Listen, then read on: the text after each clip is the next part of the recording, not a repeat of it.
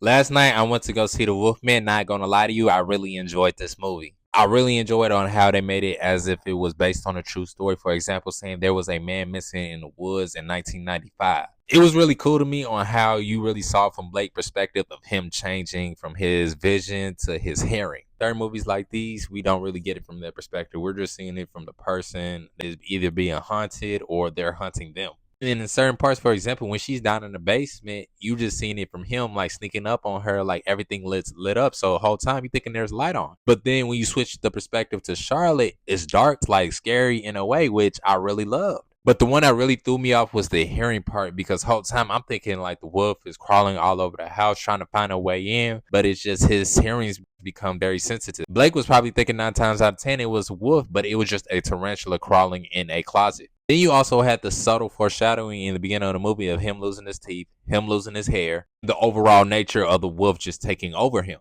And imagine getting traumatized while you're trying to save your family from the other wolf. The whole time it was your dad who got infected as well. And in that moment when him and his dad were fighting, it really just reminded me of showing who is the top apex predator. Now, a little part of me got delusional when I was watching this. Meaning, I'm thinking like he's going to save his family. He's going to realize he's a danger to them as well. Then he's just going to go off into the woods. But when a full transformation takes over, now they are prey. And I know it was very hard for Charlotte to pull that trigger at the end of the movie because that's your husband. Y'all had a child together, build a bond. And now you have to put him down for the sake of your child. And I honestly feel bad for that little girl because you experienced a lot at such a young age. And 9 times out of 10, she is going to be very traumatized. Now, one what the fuck moment I had was when we saw Blake as a child in the beginning of the movie. He proceeded to wander off in the woods because that didn't make no sense to me. Because even then, you got a glimpse of the how the wolf looked like in the scope. And me being that young, seeing that, oh hell yeah, I would have had automatic diarrhea.